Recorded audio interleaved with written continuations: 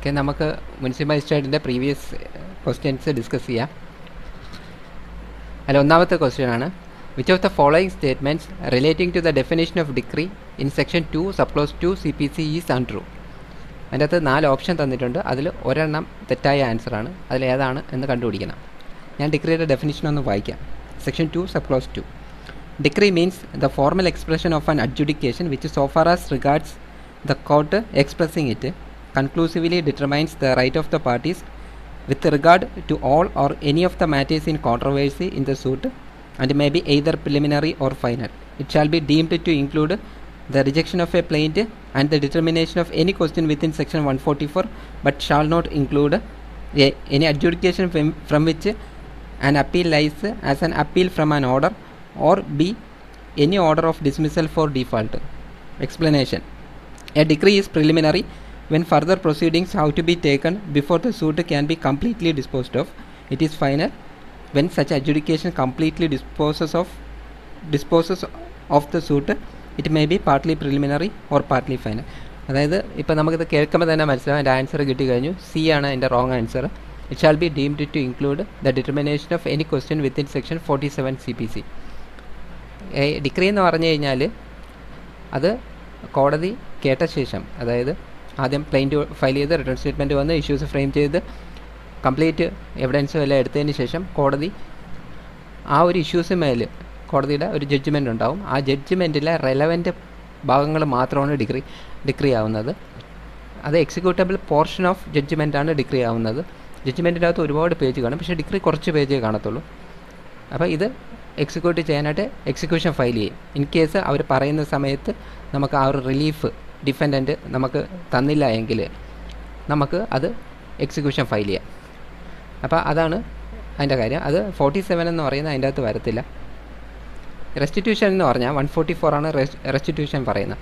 ഈ റെസ്റ്റിറ്റ്യൂഷൻ എന്ന് പറഞ്ഞു കഴിഞ്ഞാൽ നമ്മൾ ഇൻ കേസ് പ്രോപ്പർട്ടി, നമുക്കിപ്പോൾ ഒരു കേസിനകത്ത് നമുക്കിപ്പോൾ ഒരു പ്രോപ്പർട്ടി കൊടുക്കാനാണ്, റിക്കവറി ഓഫ് പൊസിഷൻ കൊടുത്തു, നമ്മളെ പ്രോപ്പർട്ടി നമ്മൾ കൈമാറി, നമ്മൾ കേസ് തോറ്റു. പക്ഷേ നമ്മൾ അപ്പീൽ പോകുമ്പോൾ അപ്പീൽ ജയിച്ചു. അപ്പീൽ ജയിച്ചപ്പോൾ ഓൾറെഡി നമ്മൾ പ്രോപ്പർട്ടി കൈമാറി കഴിഞ്ഞു. ആ പ്രോപ്പർട്ടി നമുക്ക് തിരിച്ച് കിട്ടാം. അതാണ് റെസ്റ്റിറ്റ്യൂഷൻ എന്ന് പറയുന്നത്. അതുപോലെ തന്നെ നമുക്ക് 47 നോക്കാം. 47 എന്ന് പറഞ്ഞാൽ questions to be determined by the court executing decree. ഇതിൻ്റെ അകത്ത് മെയിനായിട്ട് 3 ക്വസ്റ്റ്യനാണ് കോടതി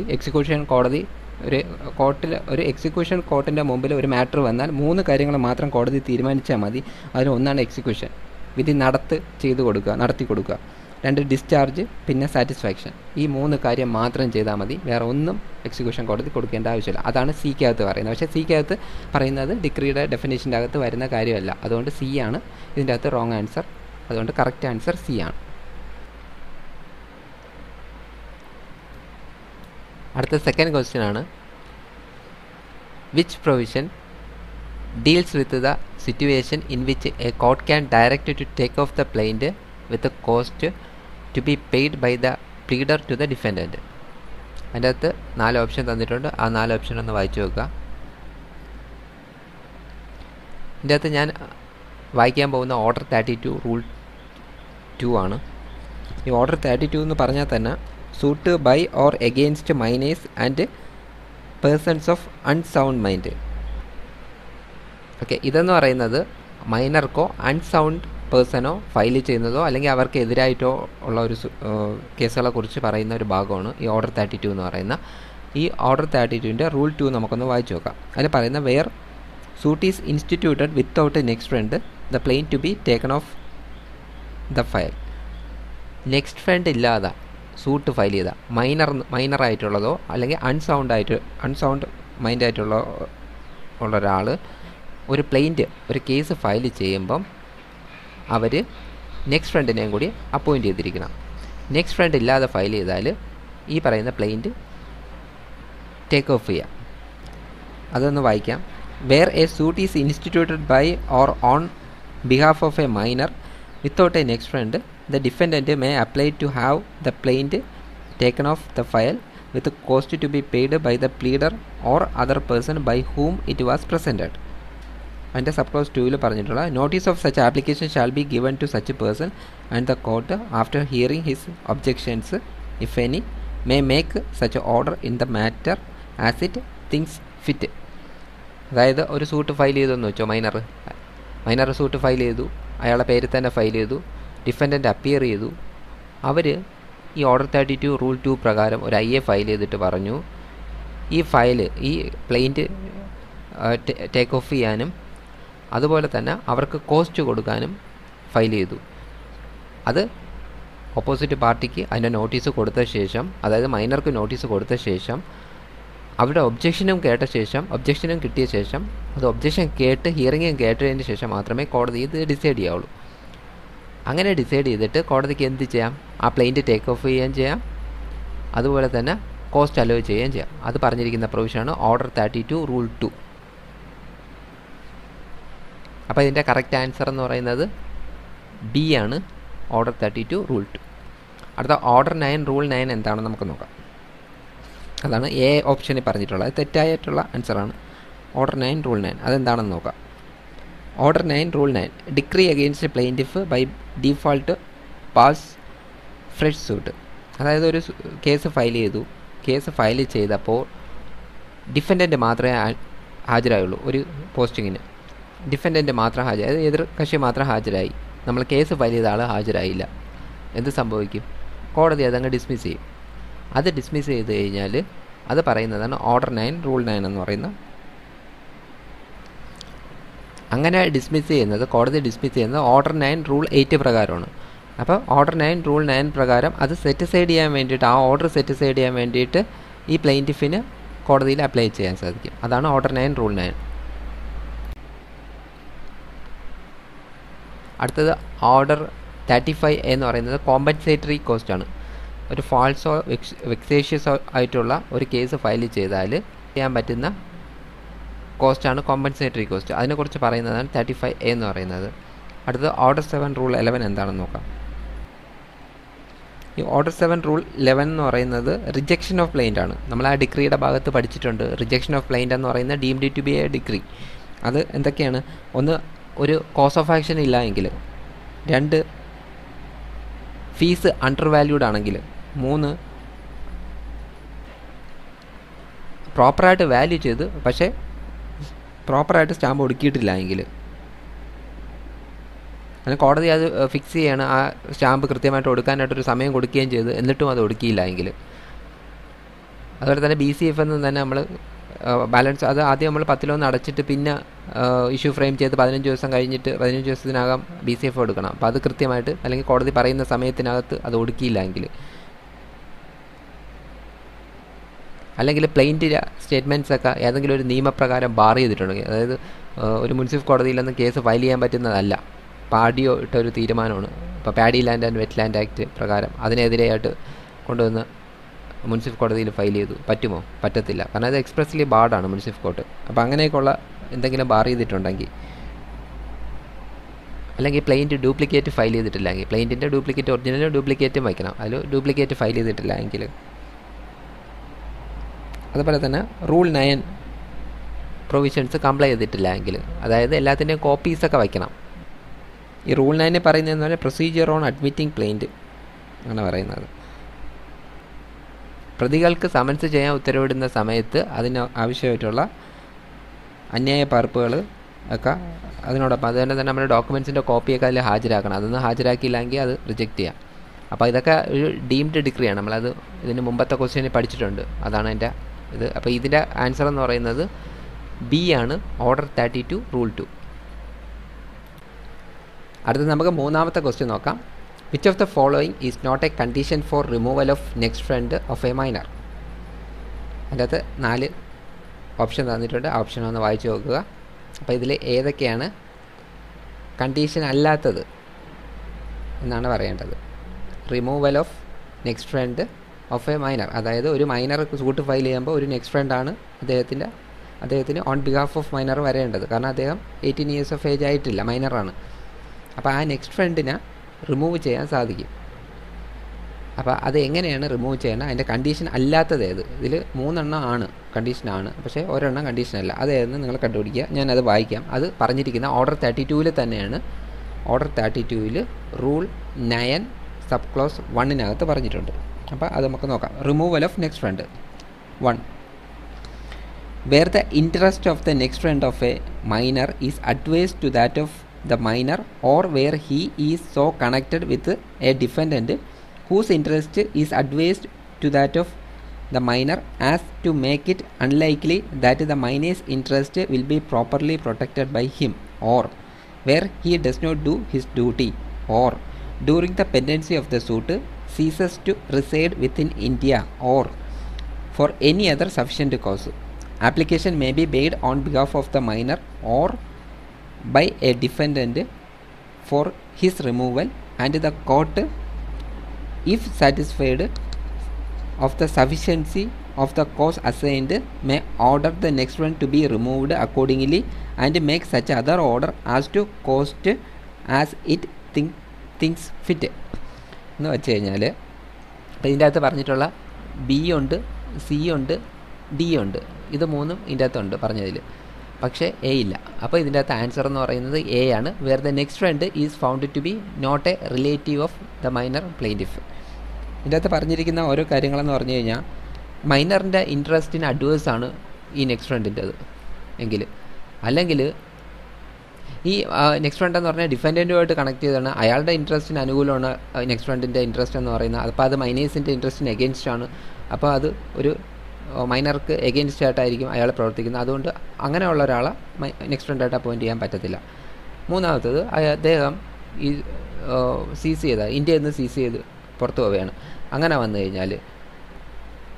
കഴിഞ്ഞാലും അദ്ദേഹത്തിന് പുറത്താക്കാൻ സാധിക്കും. അപ്പോൾ പിന്നെ അല്ലെങ്കിൽ മറ്റു കാരണങ്ങളും പറഞ്ഞിട്ടുണ്ട്. എനി അതർ കോസ് അതും ചെയ്ത് ആർക്കൊക്കെ ഫയൽ ചെയ്യാം? ഓൺ ബിഹാഫ് ഓഫ് മൈനർ ഒരു പേഴ്സണെ ഫയൽ ചെയ്യാം, അല്ലാന്നുണ്ടെങ്കിൽ ഡിഫൻഡൻറ്റിന് ഫയൽ ചെയ്യാം. കോടതിക്ക് ഇത് കേട്ട ശേഷം കോടതിക്ക് യുക്തമായ തീരുമാനം എടുക്കാം, ഈ നെക്സ്റ്റ് ഫ്രണ്ടിനെ റിമൂവ് ചെയ്യാം, അതുപോലെ തന്നെ കോസ്റ്റ് ആലോചിച്ച് ചെയ്യാം. ഇതാണ് ഓർഡർ 32 റൂൾ 9(1) പറയുന്നത്. അടുത്ത നമുക്ക് നാലാമത്തെ ക്വസ്റ്റ്യൻ നോക്കാം. Which of the following is not a condition for withdrawal of permission to sue as an indigent person? Indigent person എന്ന് പറഞ്ഞാൽ പഴയ പാപ്പർ, നിർധനനായിട്ടുള്ള ആൾ, അങ്ങേർക്ക് കോർട്ട് ഫീ കൊടുക്കാനുള്ള വരുമാനമൊന്നുമില്ല.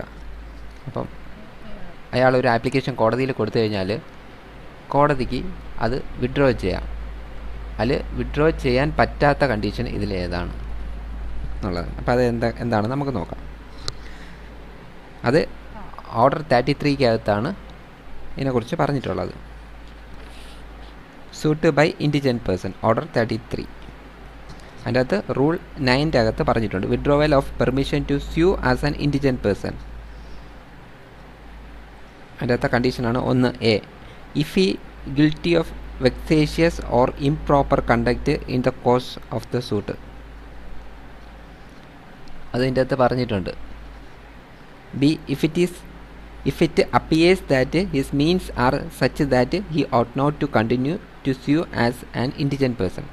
അദ്ദേഹത്തിന് മീൻസൊക്കെ ഉണ്ട്, അദ്ദേഹത്തിന് വരുമാനമൊക്കെ ഉണ്ടെന്ന് കോടതിക്ക് ബോധ്യപ്പെട്ട് ഇത് ചുമ്മാ കളവായി ഫയൽ ചെയ്തതാണ് എന്ന് അദ്ദേഹത്തിന് ബോധ്യപ്പെട്ടാൽ 2, അതും നമ്മളെ ഓപ്ഷൻ്റെ അകത്തുണ്ട്.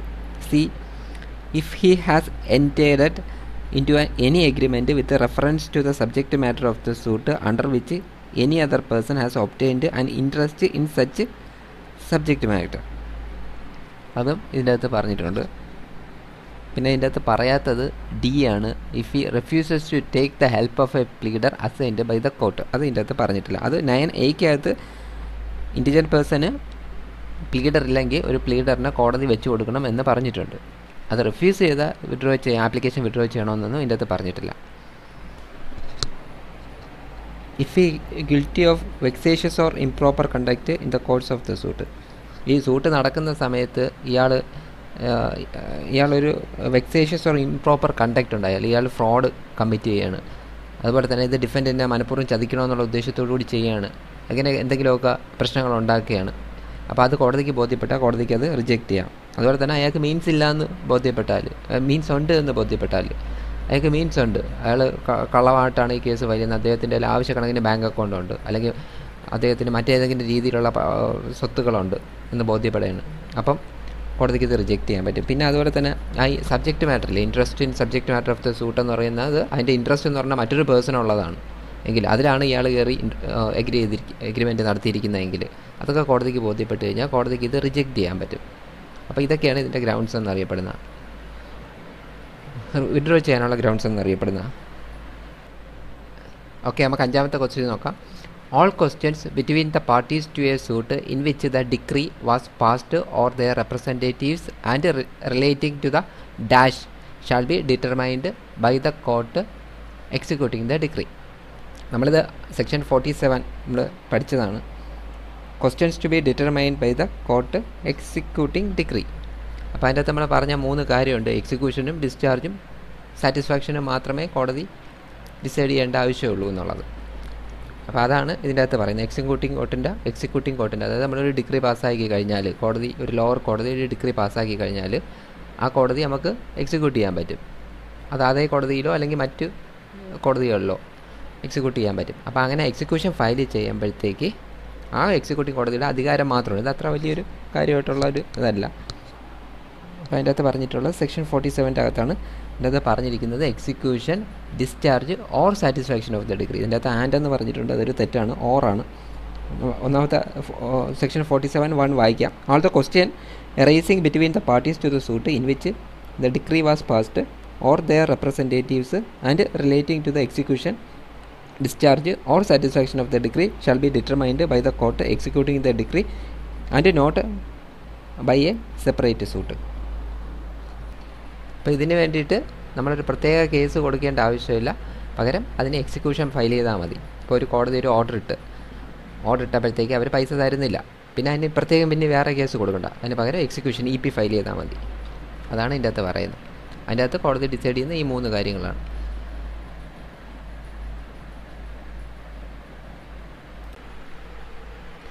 Which of the following is not a reason for issuing an order of arrest before judgment under Order 38 Rule 1 CPC? 4 ഓപ്ഷനുണ്ട്. ആ 4 ഓപ്ഷനും വായിച്ചു നോക്കാം. ഇതിൻ്റെ അകത്ത് റീസൺ അല്ലാത്ത കാര്യമാണ് പറയേണ്ടത്. ഈ ഓർഡർ 38 റൂൾ 1 എന്ന് പറഞ്ഞാൽ where defendant may be called upon to furnish security for appearance. Defendant അതായത് എതിർകക്ഷി എപ്പോഴാണ് കോടതിയിൽ വന്നിട്ട് സെക്യൂരിറ്റി ഫർണിഷ് ചെയ്യേണ്ടത്. അങ്ങനെ അത് മെയിനായിട്ട് ഉള്ള കാര്യമെന്ന് പറഞ്ഞാൽ അറസ്റ്റ് ബിഫോർ ജഡ്ജ്മെൻ്റ് ആണ്. അതായത് വിധി വരുന്നതിന് മുമ്പ് കോടതിക്ക് ഒരാളെ അറസ്റ്റ് ചെയ്യാനുള്ള ഒരു അധികാരം. അത് എപ്പോഴാണ്, എങ്ങനെയാണ് കിട്ടുന്നത്, അതാണ് നമ്മൾ നോക്കാൻ പോകുന്നത്. അതിൻ്റെ അകത്ത് ഒന്നാമത്തത് എ എന്ന് പറയുന്നത് that the defendant with intent to delay the plaintiff or to avoid any process of the court or to obstruct or delay the execution of any decree that may be passed against him. 1.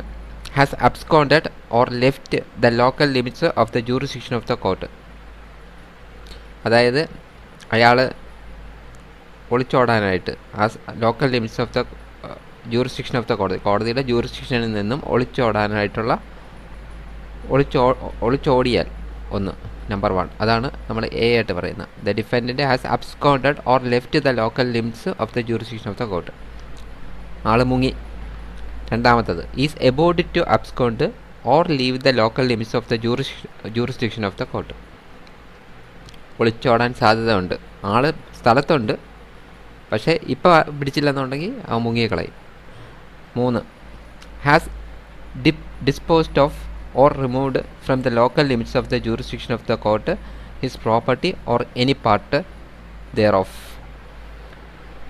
അവൻ്റെ ഈ local limit of the jurisdiction, കോടതിയിലുള്ള local limits of the ജൂറിസ്ഡിക്ഷനിൽ നിന്നും ആ പ്രോപ്പർട്ടിയോ അല്ലെങ്കിൽ അതിൻ്റെ ഏതെങ്കിലും ഭാഗമോ അവൻ ഡിസ്പോസ് ചെയ്യാനോ അല്ലെങ്കിൽ റിമൂവ് ചെയ്യാനോ സാധ്യത ഉണ്ടെങ്കിൽ. 4 അത് ബി. ഇതാണ് എക്കകത്ത് പറഞ്ഞത്. എയുടെ കണ്ടീഷൻസാണ് ഇത്രയും. അപ്പോൾ ഇതിൻ്റെ അകത്ത് പറഞ്ഞതാണ് ഇതിന് നമ്മൾ ഈ 4 ഓപ്ഷൻ്റെ അകത്തും വരുന്നത്. When the defendant has disposed of or removed from the local limits of the jurisdiction of the court his property remove ചെയ്യാനോ ഡിസ്പോസ് ചെയ്യാനോ സാധ്യത ഉണ്ടെങ്കിൽ. അപ്പോൾ ഇതിൻ്റെ അകത്ത് വരാത്ത ഏതാണുള്ള when the defendant has committed waste in the plain schedule പ്രോപ്പർട്ടിയാണ് ഇതിൻ്റെ അകത്ത് റൈറ്റ് ആൻസർ എന്ന് പറഞ്ഞാൽ. ഇതിൻ്റെ അകത്ത് ബി എന്ന് പറയുന്ന ഒരു ഓപ്ഷനും കൂടെ ഉണ്ട്, അത് ഞാൻ വായിച്ചുതരാം. That the defendant is about to leave India under circumstances affording reasonable probability that the plaintiff will or may thereby be obstructed or delayed in the execution of any decree that may be passed against the defendant in the suit. The court may issue a warrant to arrest the defendant and bring him before the court to show cause why he should not furnish security for his appearance. കോടതിയിൽ ഡിഫൻഡൻറ്റിനെ കൊണ്ടുവന്നാൽ defendant ചെയ്യേണ്ട കാര്യം ഡിഫൻഡൻറ്റിനോട് കോടതി ചോദിക്കും, നിങ്ങൾക്ക് security furnish ചെയ്യാനായിട്ട് നിങ്ങൾ എന്തുകൊണ്ട് സെക്യൂരിറ്റി ഫർണിഷ് ചെയ്യുന്നില്ല എന്ന് ചോദിക്കും. അപ്പം ആദ്യമായിട്ട് സെക്യൂരിറ്റി ഫർണിഷ് ചെയ്യുകയും സെക്യൂരിറ്റി ഫർണിഷ് ചെയ്താൽ അത് കോടതിയുടെ അക്കൗണ്ടിലോട്ട് മാറ്റുകയും അത് പിന്നെ ഒരു ഫർദർ ഓർഡർ വന്നു കഴിഞ്ഞതിന് ശേഷം മാത്രമേ അത് ഡിസ്പോസ് ചെയ്യത്തുള്ളൂ. അപ്പോൾ അതുവരെ കോടതിയുടെ അക്കൗണ്ടിൽ സൂക്ഷിക്കുകയും ചെയ്യും. അപ്പോൾ ഈ പ്രതിയെ അറസ്റ്റ് ചെയ്യേണ്ട ആവശ്യം അവിടെ ഇല്ല. അയാളങ്ങ് വിട്ടയക്കും, ജാമ്യത്തിന്മേൽ അയാളങ്ങ് വിട്ടയക്കും. അത് വിട്ടയച്ചു കഴിഞ്ഞാൽ പിന്നെ ആ കേസ് അത് കണ്ടിന്യൂ ചെയ്ത് നടക്കുകയും കേസിൻ്റെ ഡിസ്പോസായി അതിൻ്റെ ഫൈനൽ ജഡ്ജ്മെൻറ്റ് വരെ അത് പോവുകയോ അല്ലെങ്കിൽ അവർ തമ്മിൽ എന്തെങ്കിലും ഒത്തുതീർപ്പാവുന്നവരെ അത് കണ്ടിന്യൂ ചെയ്യുകയോ ചെയ്യും. അതാണ് ഈ ഒരു സെക്ഷൻ്റെ ഒരു പ്രത്യേകത. ഇതിൻ്റെ മെയിൻ പർപ്പസ് എന്ന് പറഞ്ഞാൽ അറ്റാച്ച്മെൻറ്റ് ബിഫോർ ജഡ്ജ്മെൻറ്റ് പോലെ തന്നെയാണ്. നമ്മൾ ഒരു സേഫ്റ്റിക്ക് വേണ്ടിയിട്ടാണ് ചെയ്യുന്നത്, ജസ്റ്റ് ഒരു സേഫ്റ്റി.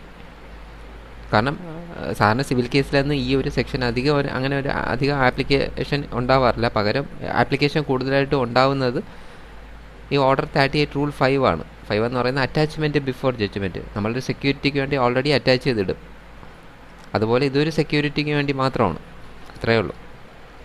അതാണ് ഇത്. പിന്നെ ആൻസർ എന്ന് പറയുന്നത് സി ആണ്.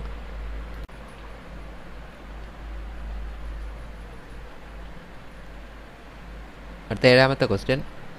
Where an injunction has been granted without giving notice to the opposite party, the court shall make an endeavour to finally dispose the application within dash days from the date on which the injunction was granted. 4 option ഉണ്ട്. അത് എത്ര ദിവസമാണെന്ന് നോക്കാം. ഞാൻ അതിൻ്റെ answer വായിക്കാം. ഇത് പറഞ്ഞിരിക്കുന്ന ഓർഡർ 39 റൂൾ 3A ഓർഡർ 39 ആണ് ടെമ്പററി ഇൻജങ്ഷൻസ് ആൻഡ് ഇൻ്റർലോക്യൂട്ടറി ഓർഡേഴ്സിനെ കുറിച്ച് പറയുന്നത്. അതിൻ്റെ അകത്ത് 3A പറയുന്നത് court to dispose of the application for injunction within 30 days. അപ്പോൾ ഇതിൻ്റെ ആൻസർ 30 എ ആണ് answer. Where an injunction has been granted without giving notice to the opposite party, the court shall make an endeavour to finally dispose of the application within 30 days from the date on which the injunction was granted, and where it is unable to so to do, it shall record its reasons for such inability. അതായത് ex parte injunction ആണ് ഇതിൻ്റെ അകത്ത് പറയുന്നത്. അതായത് opposite പാർട്ടിക്ക് notice കൊടുക്കാതെ ഒരു injunction grant ചെയ്താൽ, കോടതി ഗ്രാൻറ്റ് ചെയ്ത് കഴിഞ്ഞാൽ, ഒരു IA ഫയൽ ചെയ്യുന്ന സമയത്ത് ഒരു സൂട്ടിൻ്റെ കൂടെ ഒരു IA ഇൻജങ്ഷനും കൂടെ കാണും.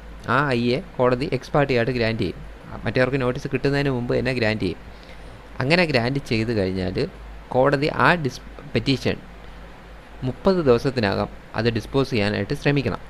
മാക്സിമം ശ്രമിക്കണം. അതൊന്നും യഥാർത്ഥ കോടതിയിൽ നടക്കുന്ന കാര്യമേ അല്ല, അങ്ങനെ ശ്രമിക്കണം. അപ്പോൾ അതാണ് ഇതിൻ്റെ അകത്ത് പറഞ്ഞിരിക്കുന്നത്. അങ്ങനെ അഥവാ പറ്റിയില്ലെങ്കിൽ അതിൻ്റെ റീസൺ കോടതി അതിൽ കാണിച്ചിരിക്കണം. ഓക്കെ, ഇതാണ് എൻ്റെ ആൻസർ. സോ അതിൻ്റെ ആൻസർ എന്ന് പറഞ്ഞാൽ എ ആണ്. നമ്മൾ 8ാമത്തെ ക്വസ്റ്റ്യൻ ആണ് നോക്കുന്നത്.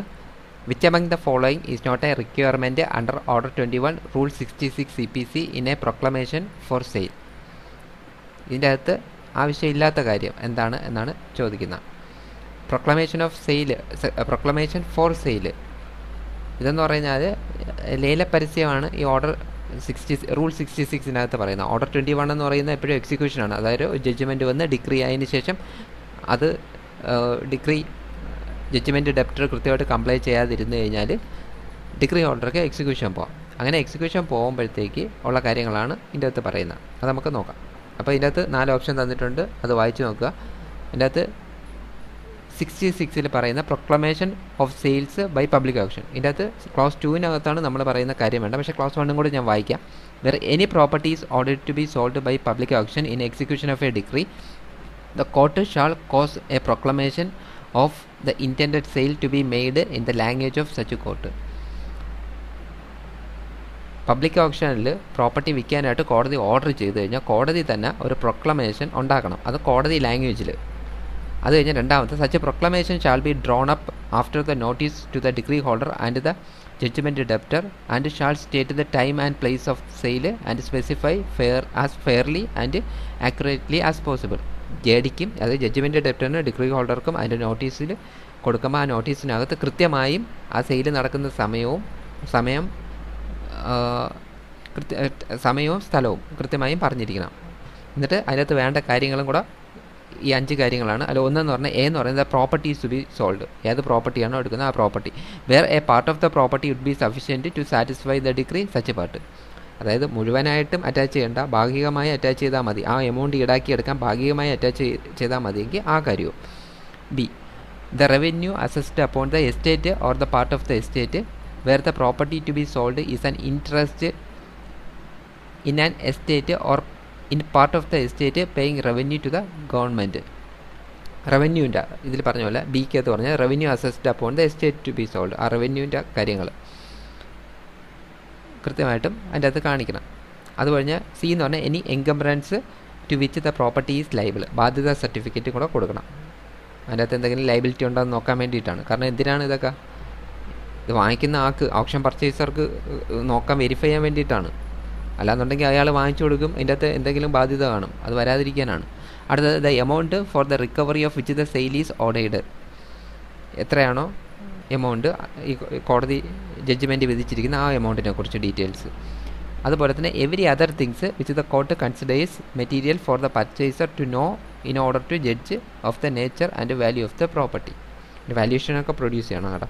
അപ്പോൾ ഇത് ഇത്രയാണ് ഇതിൻ്റെ അകത്ത് കാണിച്ചിരിക്കുന്നത്. ബാക്കി എല്ലാ ഡീറ്റെയിൽസും കാണിക്കും. ഇതിൻ്റെ അകത്ത് ഇപ്പോൾ എ ആണ് ഇല്ലാത്തത്. A details of the title documents including the number, year and name of the SRO.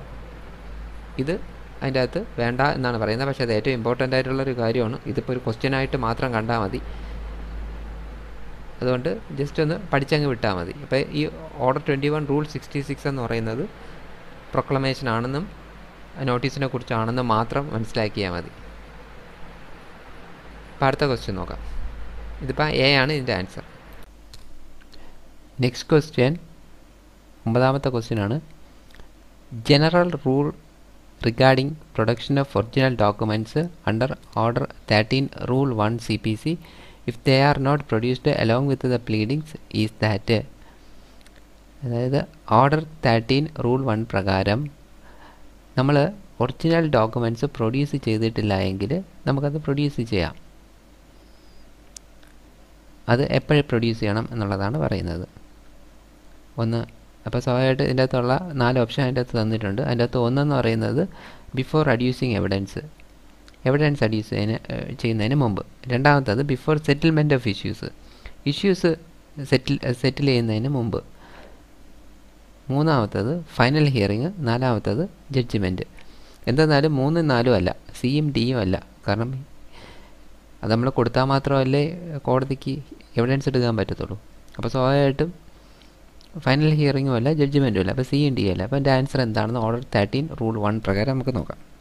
Order 13 rule 1 അതിൻ്റെ അകത്ത് പറഞ്ഞിട്ടുള്ളത്, ഓർഡർ 13 പറഞ്ഞിട്ടുള്ളത് production, impounding and return of documents ആണ്. അതിൻ്റെ അകത്ത് 1-നകത്ത് പറഞ്ഞിട്ടുള്ള original documents to be produced at or before the settlement of issues settle ചെയ്യുന്നതിന് മുമ്പ് പ്രൊഡ്യൂസ് ചെയ്തിരിക്കണം. On or before.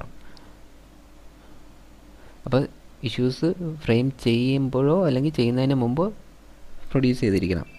The parties or their pleader shall produce on or before the settlement of issues all the documentary evidence in original where the copies thereof have been filed along with the plaint or return statement. നമ്മൾ പ്ലെയിൻറ്റിൻ്റെ കൂടെയോ return സ്റ്റേറ്റ്മെൻറ്റിൻ്റെ കൂടെയൊക്കെ ഒരു ഡോക്യുമെൻ്റായിട്ട് നമ്മൾ duplicate copy, അതായത് photostat copy നമ്മൾ produce ചെയ്തിട്ടുണ്ടെങ്കിൽ അതിൻ്റെയൊക്കെ original നമ്മൾ സെറ്റിൽമെൻറ്റ് ഓഫ് ഇഷ്യൂസ് ഫ്രെയിം ചെയ്യുമ്പോഴോ ചെയ്യുന്നതിന് മുമ്പോ നമ്മൾ പ്രൊഡ്യൂസ് ചെയ്തിരിക്കണം. അതിൻ്റെ സബ് ക്ലോസ് 2-ൻ്റെ അകത്ത് പറയുന്ന the court shall receive the documents or produced provided that there are accompanied by an accurate list thereof prepared in such a form as the High Court directs. High court directs ചെയ്തതുപോലെ ഒരു ലിസ്റ്റും കൂടി വേണം. ആ list പ്രകാരമാണ് ഈ documents ഹാജരാക്കേണ്ടത്. മൂന്നാമത്തെ nothing in sub rule 1 shall be apply in documents produced for the cross examination of the witnesses of the other party. 2, handed over to a witness merely to refresh his memories. ഇത് ബാധകമല്ലാത്ത 2 documents ഏതൊക്കെയെന്ന് വെച്ച് കഴിഞ്ഞാൽ, ഒരു സാക്ഷി വരുമ്പം സാക്ഷിയെ memory refresh ചെയ്യാൻ വേണ്ടി കൊടുക്കുന്ന ഡോക്യുമെൻറ്റ്സ്, അത് വേണ്ട. രണ്ടാമത്തത് ക്രോസ് എക്സാമിനേഷൻ ഒരു പാർട്ടിയെ ക്രോസ് എക്സാമിൻ ചെയ്യാൻ വേണ്ടിയിട്ട് അതർ പാർട്ടി കൊടുക്കുന്ന ഡോക്യുമെൻറ്റ്സ്, ഇതിന് രണ്ടിനും ഈ ഒന്നാമത്തെ ഇത് ആപ്ലിക്കബിൾ അല്ല, ഈ സെക്ഷൻ ആപ്ലിക്കബിൾ അല്ല, സബ് ക്ലോസ് 1 ആപ്ലിക്കബിൾ അല്ല. അല്ലാത്ത നമ്മൾ പ്ലെയിൻറ്റിൻ്റെ കൂടെയോ റിട്ടേൺ സ്റ്റേറ്റ്മെൻറ്റിൻ്റെ കൂടെയോ നമ്മൾ ഡോക്യുമെൻറ്റ്സ് ആയിട്ട് അഡ്യൂസ് ചെയ്തിട്ടുള്ള എല്ലാത്തിൻ്റെയും കോപ്പി ആയിട്ടാണ് അഡ്യൂസ് ചെയ്തിരിക്കുന്നതെങ്കിൽ അതിൻ്റെ ഒറിജിനൽ ഹാജരാക്കണം. നമ്മൾ കോപ്പി ആയിട്ട് അഡ്യൂസ് ചെയ്യുമ്പോൾ തന്നെ ഒരു അഫിഡവിറ്റ് ഫയൽ ചെയ്യും, നമ്മൾ അത് ഒറിജിനൽ ഹാജരാക്കി കൊള്ളാമെന്ന് പറഞ്ഞ്. അപ്പോൾ അത്രയാണ് ഇതിൻ്റെ അകത്ത് പറഞ്ഞിട്ട്. അപ്പോൾ ഇതിൻ്റെ ആൻസർ എന്ന് പറയുന്നത് ഏതാണ്? ബി ആണ്. The parties or their pleader shall produce them on or before the settlement of issues. അടുത്ത 10ാമത്തെ ക്വസ്റ്റ്യൻ ആണ്, death of a plaintiff or defendant shall not cause the suit to abate. അതിൻ്റെ അകത്ത് 4 option ഉണ്ട്, അത് വായിച്ചു വെക്കുക. അതിൻ്റെ ആൻസർ നമുക്ക് നോക്കുമ്പോൾ തന്നെ അറിയാം. ഇത് ഓർഡർ 22-നകത്ത് വരുന്നതാണ്. Death, marriage and insolvency of parties. അതിൻ്റെ അകത്താണ് കക്ഷികളുടെ മരണവും വിവാഹവും നിർധനത്വവും. അതിൻ്റെ അകത്താണ് വരുന്ന order 22 rule 1. No abatement by parties death if the right to sue survives. അപ്പോൾ അതിൻ്റെ ആൻസർ സി ആണ്, if the right to sue survives എന്ന് വെച്ചാൽ വ്യവഹാരപ്പെടാനുള്ള അവകാശം അതിജീവിക്കുന്നുവെങ്കിൽ കക്ഷിയുടെ മരണത്താൽ ഉപശമിക്കില്ല എന്ന്. The death of the plaintiff or defendant shall not cause the suit to abate if the right to sue survives. ഇപ്പോൾ ഒരു ലീഗൽ റെപ്രസെൻറ്റ് ഒരാൾ മരണപ്പെട്ടു പോയി, ഇപ്പോൾ പ്രോപ്പർട്ടിയുടെ പൊസഷനെ സംബന്ധിച്ചിടത്തോളമാണ് കേസ്. അപ്പുറത്തെ വീട്ടുകാരനാണ്, അപ്പുറത്തെ പരിടക്കാരനാണ് കേസ് കൊടുത്തിരിക്കുന്നത്. അപ്പോൾ അങ്ങനെ ഒരു കേസ് നിലനിൽക്കെ അത് ഇതിൻ്റെ ഓണർ മരണപ്പെട്ടു പോയാൽ അയാൾക്ക് ലീഗൽ അല്ലെങ്കിൽ ലീഗൽ റെപ്രസെൻറ്റേറ്റീവ്സ് ഉണ്ട്. അയാൾ ആർക്കെങ്കിലും വില്ലു കൊടുത്തിട്ടുണ്ട്, അല്ലെങ്കിൽ ഇൻറ്റർസ്റ്റേറ്റ് ആയിട്ടാണെന്നുണ്ടെങ്കിൽ അയാളുടെ ഹിന്ദു ആണെന്നുണ്ടെങ്കിൽ അയാളുടെ ഭാര്യ, അമ്മ, മക്കൾ അവർക്കൊക്കെ കിട്ടും. അപ്പോൾ അവർ കക്ഷി ചേരേണ്ടതായിട്ട് വരും. കാരണം ഇത് പൊസഷനെ സംബന്ധിച്ചിടത്തോളം കേസാണ്. അല്ലെന്നുണ്ടെങ്കിൽ ആ പ്ലോട്ട് അപ്പുറത്തേക്ക് പോകും. അപ്പോൾ അതുകൊണ്ട് അവർ അതിൽ പാർട്ടിയായേ പറ്റുള്ളൂ. അപ്പോൾ ആ റൈറ്റ് ടു സ്യൂ സർവൈവ് ചെയ്യണം. അപ്പോൾ സർവൈവ് ചെയ്യുമ്പോൾ അവർ കണ്ടിന്യൂ ചെയ്യണം. അതാണ് ഇതിൻ്റെ ആൻസർ, ഓർഡർ 22 റൂൾ 1 CPC. അടുത്ത നമുക്ക് 11ാമത്തെ ക്വസ്റ്റ്യൻ നോക്കാം. What are the prerequisites for abandoning a suit instituted by a minor plaintiff under order 23 rule 1 CPC. ഈ ഓർഡർ 21 എന്ന് പറയുന്നത് withdrawal and adjustment of suits ആണ്. ഒരു സൂട്ട് ഫയൽ ചെയ്തു, അതിനുശേഷം അത് വിഡ്രോ ചെയ്യാണ്, ആ കേസ് കണ്ടിന്യൂ ചെയ്യുന്നില്ല, ഒരു സെറ്റിൽമെൻറ്റായി. അപ്പോൾ ഒരു മീഡിയേറ്ററിൻ്റെ മുമ്പ് വെച്ച് സംസാരിച്ചു, നമുക്ക് സൂട്ട് കണ്ടിന്യൂ ചെയ്യേണ്ട, ഇപ്പം പൈസ കൊടുക്കാനാണെങ്കിൽ പൈസ തിരിച്ചു തരാം എന്നുള്ള എല്ലാം കണ്ടീഷനായി. അങ്ങനെ ഇതൊക്കെ ചെയ്യാണ്, ഒരു സെറ്റിൽമെൻറ്റാണ്. അപ്പോൾ അങ്ങനെ വരുമ്പോഴത്തേക്ക് ഉള്ള കാര്യമാണ് നമ്മൾ നോക്കുന്നത്. ഇതിൻ്റെ അത് 4 ഓപ്ഷൻ തന്നിട്ടുണ്ട്. ഇത് മൈനറുമായിട്ട് ബന്ധപ്പെട്ടൊരു കാര്യമാണ്. മൈനർ പ്ലെയിൻറ്റിഫാണ് ഉള്ളതെങ്കിൽ എന്താണ് ചെയ്യേണ്ടതെന്നുള്ളത്. സാധാരണ ഒരു മേജറായിട്ടുള്ള ഒരാൾക്ക് ആളെ പോലെയല്ല മൈനറിനെ കുറിച്ച് പറയുന്ന ഭാഗം ഓർഡർ 32 റൂൾ 1 to 14 ആണ്. അപ്പോൾ അതിൻ്റെ അകത്ത് പറഞ്ഞിട്ടുള്ള എന്തായിരുന്നാലും അപ്പോൾ നമുക്ക് നോക്കാം. പ്രൊവൈഡഡ് ദാറ്റ് ഈ ഓർഡർ 23-കകത്ത് റൂൾ 1-ൻ്റെ ഒരു പ്രൊവൈഡ് ചെയ്തിരിക്കുന്നതാണ്. അതിൻ്റെ അതാണ് where the plaintiff is a minor or other person to whom the provisions contained in rule 1 to 14 of order 32 extend, neither the suit nor the any part of the claim shall be abandoned without the leave of the court. കോടതിയുടെ അനുമതി ഇല്ലാതെ യാതൊന്നും തന്നെ ചെയ്യാൻ സാധിക്കത്തില്ല. അതിൻ്റെ കൂടെ വരേണ്ട ഒരു കാര്യം, an application for the leave shall be accompanied by an affidavit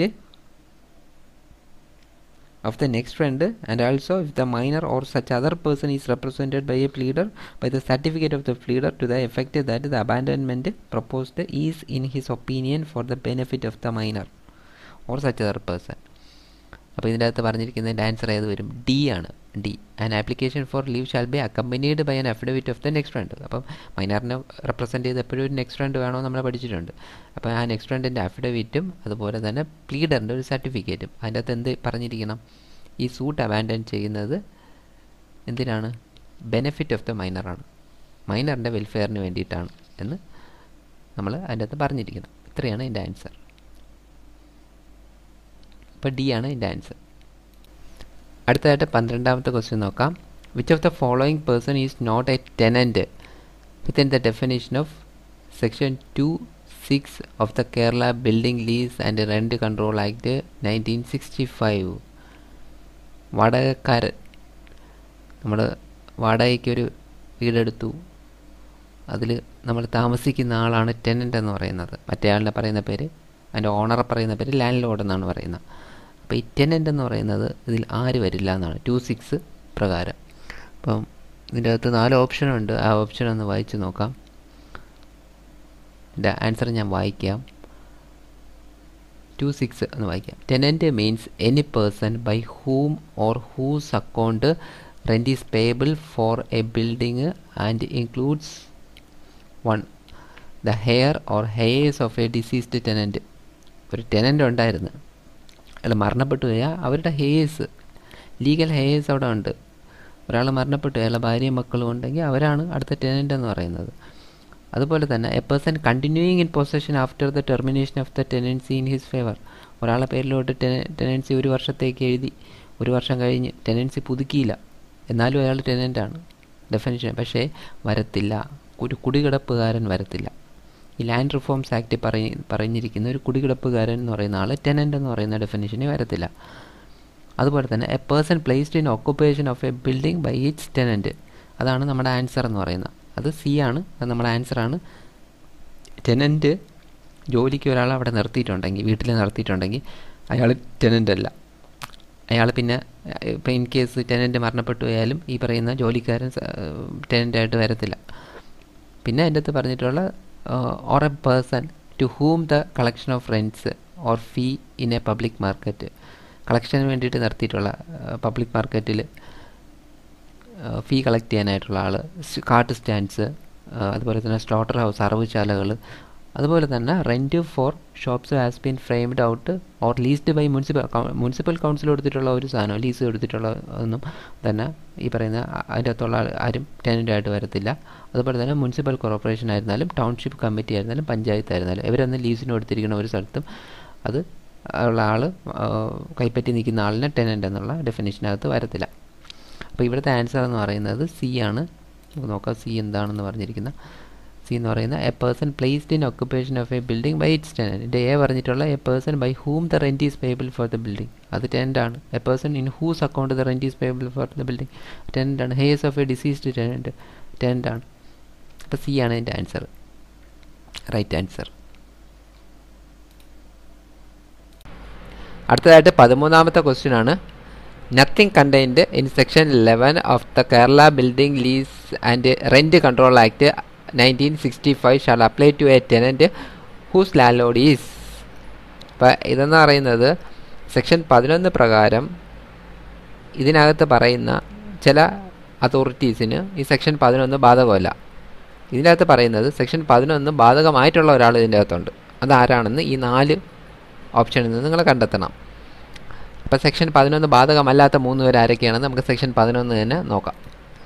section 11 eviction of ടെനൻറ്റ്സ്, അതായത് ഒരു ടെനൻറ്റിനെ എവിക്റ്റ് ചെയ്യാൻ പറയുന്ന പ്രൊവിഷൻ പറയുന്ന സെക്ഷൻ ആണ് സെക്ഷൻ 11 എന്ന് പറയുന്നത്. അതിൻ്റെ അകത്ത് പറഞ്ഞിട്ടുണ്ട് notwithstanding anything to the contrary contained in any other law or contract a tenant shall not be evicted whether in execution of a decree or otherwise except in accordance with the provisions of this act. എവിടെയൊക്കെ എന്തൊക്കെ പറഞ്ഞിട്ട് ചെയ്തിട്ടുണ്ടെങ്കിൽ പോലും നമുക്കൊരു ടെനൻറ്റിനെ നമുക്ക് ഒരു execution ഡിഗ്രിയിലോ അല്ലെങ്കിൽ മറ്റൊരു രീതിയിലോ ടെനൻറ്റിനെ പുറത്താക്കാൻ പാടില്ല, except accordance with the provisions of this act. ഈ ആക്ട് പറയുന്ന അല്ലാത്ത രീതിയിൽ, ഈ ആക്ട് പറയുന്ന സെക്ഷൻ 11 പറയുന്ന രീതിയിൽ മാത്രമേ ഒരു ടെനൻറ്റിനെ എവിക്റ്റ് ചെയ്യാൻ പാടുള്ളൂ. പക്ഷേ ഈ സെക്ഷൻ 11 ബാധകമല്ലാത്ത ആൾക്കാർ provided that nothing contained in this section shall apply to a tenant whose landlord is a state government. Landlord എന്ന് പറയുന്നത് സ്റ്റേറ്റ് ഗവൺമെൻറ് ആണ്. സ്റ്റേറ്റ് ഗവൺമെൻറ്റിൻ്റെ ഒരു ബിൽഡിംഗ് ആണ് നമ്മൾ വാടകയ്ക്ക് എടുത്ത് അവിടെ ഒരു കച്ചവടം നടത്തുന്നതെങ്കിൽ അതിന് ഈ സെക്ഷൻ ആപ്ലിക്കബിൾ അല്ല. Eviction of tenant section 11 applicable അല്ല. ഓർ ദ സെൻട്രൽ ഗവൺമെൻറ്റിൻ്റെ ആണെങ്കിലും ആപ്ലിക്കബിൾ അല്ല. Or other public authority notified under this act, ഈ ആക്ട് പ്രകാരം നോട്ടിഫൈ ചെയ്തിട്ടുള്ള പബ്ലിക് അതോറിറ്റീസ്, അതും ഇതിൻ്റെ അകത്ത് ആപ്ലിക്കബിൾ അല്ല. അപ്പോൾ ഇത്രയും കാര്യങ്ങൾ ആണ് ഇതിൻ്റെ അകത്ത് ആൻസറായിട്ട് വരുന്നത്. അപ്പോൾ ഇത് അല്ലാത്തത് ഏതാണ് നമ്മുടെ ഈ ഓപ്ഷൻ്റെ അകത്തുള്ള? ഒന്ന് state government, A. B public authorities notified under this act ഉണ്ട്. സി ദ സെൻട്രൽ ഗവൺമെൻറ് ഉണ്ട്. അപ്പോൾ ഏതാണ് എൻ്റെ ആൻസർ? ഡി ആണ്. A trust coming under the purview of the Indian trust act 1882. അപ്പോൾ ഇതാണ് ഇതിൻ്റെ അകത്ത് answer. D is the answer. അടുത്ത 14ാമത്തെ ക്വസ്റ്റ്യൻ ആണ് the principles of constructive res judicata in section 11 CPC are applicable to the proceedings under the Kerala building lease and rent control act 1965. This statement is constructive res judicata എന്ന് പറയുന്ന section 11 CPCക്കകത്താണ് പറയുന്നത്. അതിൻ്റെ sub close 4-നകത്താണ് പറയുന്നത്. ഈ constructive റെസ് ജുഡിക്കേറ്റയുടെ പ്രത്യേകത എന്താണെന്ന് വെച്ചാൽ നമ്മളൊരു സൂട്ട് ഫയൽ ചെയ്തു. ഒരു സൂട്ട് ഫയൽ ചെയ്തതിന് ശേഷം അതിൻ്റെ അകത്ത് ഏതെങ്കിലും ഒരു ഇഷ്യൂസ് നമ്മളങ്ങ് വിട്ടു. അത് ആ സമയത്ത് ചോദിക്കേണ്ട ഇഷ്യൂ ആയിരുന്നെങ്കിൽ നമുക്ക് രണ്ടാമത്തെ സൂട്ടിൽ ആ ഇഷ്യൂ ചോദിക്കാനായിട്ട് ഒരു ബാർ വരും. അതാണ് കൺസ്ട്രക്റ്റീവ് റെസ് ജുഡിക്കേറ്റ എന്ന് പറയുന്നത്. അപ്പോൾ അത് ഇതിനകത്ത് applicable building lease and rent control ആക്റ്റില്ല ഈ സെക്ഷൻ 11 ആപ്ലിക്കബിൾ ആണോ എന്നാണ് ഇതിൻ്റെ അകത്തെ ക്വസ്റ്റ്യൻ. അതിൽ ഒന്നാമത്തേതാണ് ട്രൂ, രണ്ടാമത്തത് partly true as section 11(3) of act is concerned, false, partly true to the extent of section 11(8) of the act is concerned. ഇതിൻ്റെ answer എന്ന് പറയുന്നത് സി ആണ്, ഫാൾസ് ആണ്. ഇതിൻ്റെ അകത്ത് കൺസ്ട്രക്റ്റീവ് റെസ് ജുഡിക്കേറ്റ എന്നും സെക്ഷൻ 11 ആപ്ലിക്കബിൾ അല്ല. അടുത്ത 15ാമത്തെ ക്വസ്റ്റ്യൻ ആണ് on the death of the original tenant under the Kerala building lease and rent control act 1965 his legal heirs succeeded to the tenancy as. അതായത് ഒരു ടെനൻറ്റ് മരണപ്പെട്ടു പോയി, അതിനുശേഷം അയാളുടെ ലീഗൽ ഹെയേഴ്സ് കാണുമല്ലോ, അവർ ആ ടെനൻസിയെ കണ്ടിന്യൂ ചെയ്യും. അപ്പോൾ അതിനെ പറയുന്ന പേരെന്താണ് എന്നാണ് ചോദിക്കുന്നത്. A joint tenants, B tenants in common, C co tenants, D co owners. ഇതിനകത്ത് ആൻസർ എന്ന് പറയുന്നത് എ ആണ്, ജോയിൻറ്റ് ടെനൻസ് ആണ്. ജോയിൻറ്റ് ടെനൻസ് എന്ന് പറഞ്ഞു കഴിഞ്ഞാൽ ഒരാൾ മരണപ്പെടുമ്പോഴത്തേക്ക് അയാളുടെ ഇപ്പോൾ 3 ലീഗൽ ഹെയേഴ്സ് ഉണ്ടെന്ന് വെച്ചോ, വൈഫും 2 മക്കളും ഉണ്ടെന്ന് വെച്ചോ. അപ്പോൾ അവർ 3 പേരുമാണ് ജോയിൻറ്റ് ടെനൻസ്. അവർക്ക് ഈക്വൽ റൈറ്റ് ആണ്, അവർക്ക് 100% റൈറ്റ് ആണ്, ഈക്വൽ റൈറ്റ് ആണ്. അത് ഡിവൈഡഡ് റൈറ്റ് അല്ല അവർക്കുള്ളത്, ഈക്വൽ. അപ്പോൾ അതിൽ ഒരാൾ മരണപ്പെട്ടു പോയാൽ പിന്നെ ഉള്ളത് അവർ 2 പേരാണ്. അപ്പോൾ അവർ 2 പേരും ബാക്കി 2 പേരാവും. അപ്പോൾ അങ്ങനെയാണ് പോകുന്നത് ജോയിൻറ്റ് ടെനൻസ്. പക്ഷേ ടെനൻസ് ഇൻ കോമൺ എന്ന് പറയുന്ന വ്യത്യാസമുണ്ട്. ടെനൻസ് ഇൻ കോമൺ എന്ന് പറഞ്ഞു കഴിഞ്ഞാൽ ഓരോരുത്തർക്കും ഓരോ ഷെയർ ആയിരിക്കും. ഇപ്പോൾ ഫോർ എക്സാമ്പിൾ ഒരാൾക്ക് 25-30% ഷെയർ അങ്ങനെ ആയിരിക്കും വരണം, 30-35% ഷെയർ ഇങ്ങനെ പറഞ്ഞു കഴിഞ്ഞാൽ ആ ഷെയർ അയാൾക്കുള്ളതാണ്. അയാൾ മരണപ്പെട്ട് കഴിഞ്ഞാൽ അയാളുടെ ലീഗൽ ഹെയേഴ്സ് സർവൈവ് ചെയ്യും. അതാണ് ടെനൻസ് ഇൻ കോമണിൻ്റെ പ്രത്യേകത. ജോയിൻറ്റ് ടെനൻസിന് അങ്ങനെ ഒരു പ്രത്യേകത ഇല്ല. അതിൽ 100% റൈറ്റാണ് എല്ലാവർക്കും കൂടെ വരുന്നത്. ഇതങ്ങനെയല്ല, ഇത് സെപ്പറേറ്റ് റൈറ്റ് ആയിരിക്കാം ജോയിൻറ്റ് ടെനൻസ് ഇൻ കോമണിൻ്റെ അകത്താണ്. ടെനൻസ് ഇൻ കോമണും ജോയിൻറ്റ് ടെനൻസും തമ്മിൽ ഒരുപാട് കാര്യങ്ങളുണ്ട്, വ്യത്യാസങ്ങളുണ്ട്. അതൊക്കെ പഠിക്കാൻ അതൊരു പ്രത്യേകം ടോപ്പിക്കായിട്ട് തന്നെ പഠിക്കേണ്ടി വരും. അപ്പോൾ ഇതിൻ്റെ ആൻസർ എന്ന് പറഞ്ഞാൽ ജോയിൻറ്റ് ടെനൻസ് ആണ്. അടുത്ത 16ാമത്തെ ക്വസ്റ്റ്യൻ ആണ് which of the following powers the rent control court does not possess. ഇതിൻ്റെ അകത്ത് ഇല്ലാത്ത അധികാരമാണ് നമ്മൾ നോക്കാനുള്ള. ഇതിൻ്റെ അകത്ത് A to D ഓപ്ഷൻ ഉണ്ട്, അത് നിങ്ങൾ വായിച്ചു നോക്കുക. ഞാൻ ഇതിൻ്റെ ആക്ടിൻ്റെ സെക്ഷൻ 23 വായിക്കാം. Building lease and rent control ആക്ടിൻ്റെ സെക്ഷൻ 23 വാങ്ങിക്കുന്ന summons etcetera 1 subject to such conditions and the limitation as may be prescribed the accommodation controller the rent control court and the appellate authority shall have the powers which are vested in the court under the Code of Civil Procedure 1908 when trying a suit in respect of the following matters: 1. Discovery and inspection, B. Enforcing the attendance of witnesses and recovering the deposits of their expenses, C. Compelling the production of documents, D. Examining witnesses on oath, E. Granting adjournments, F. Reception of evidence taken on affidavit, G. Issuing commission for the examination of witnesses and for local inspection, H. Setting aside ex parte orders, I. Enlargement of time originally fixed or granted, J. Powers to amend any defected or error in orders or proceedings, and K. Powers to review its own order. അപ്പോൾ ഇത്രയും കാര്യങ്ങളുണ്ട്, ഇത്രയും കാര്യങ്ങൾ അവർക്ക് ചെയ്യാം. അപ്പോൾ ഇതിൻ്റെ അകത്ത് നമ്മുടെ ആൻസറിൻ്റെ അകത്ത് ചെയ്യാൻ പറ്റാത്ത കാര്യം എന്താണ്?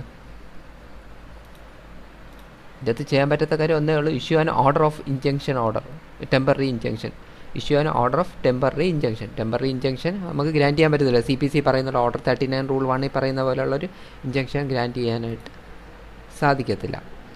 ബാക്കിയെല്ലാം അതിൻ്റെ അകത്തുണ്ട്. അപ്പോൾ കമ്മീഷണർക്ക് പോകാം. കമ്മീഷണർക്ക് സ്ഥലത്ത് പോയി ലോക്കൽ ഇൻസ്പെക്ഷൻ നടത്തും. സാധാരണ കമ്മീഷൻ അധികമാരും കൊണ്ടുപോകാറില്ല, ചില ആൾക്കാർ കൊണ്ടുപോകാറുണ്ട്.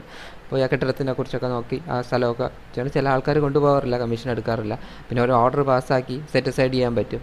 എക്സ്പാർട്ടി ഓർഡറാണ്, ഓപ്പോസിറ്റ് പാർട്ടി ഇല്ലാതെ പാസ്സാക്കിയ ഓർഡറാണ്. അതിനുള്ള അധികാരമുണ്ട്. റിവ്യൂ ചെയ്യാനുള്ള അധികാരമുണ്ട് ആ കോടതിയുടെ തന്നെ.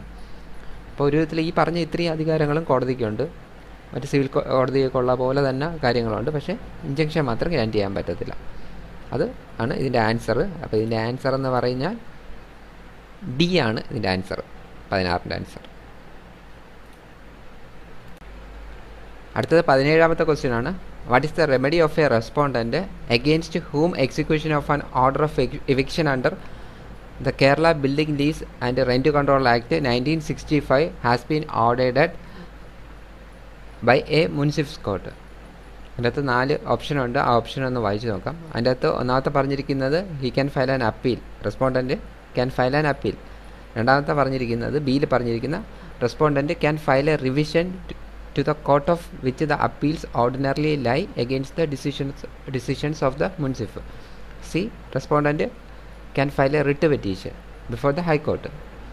D.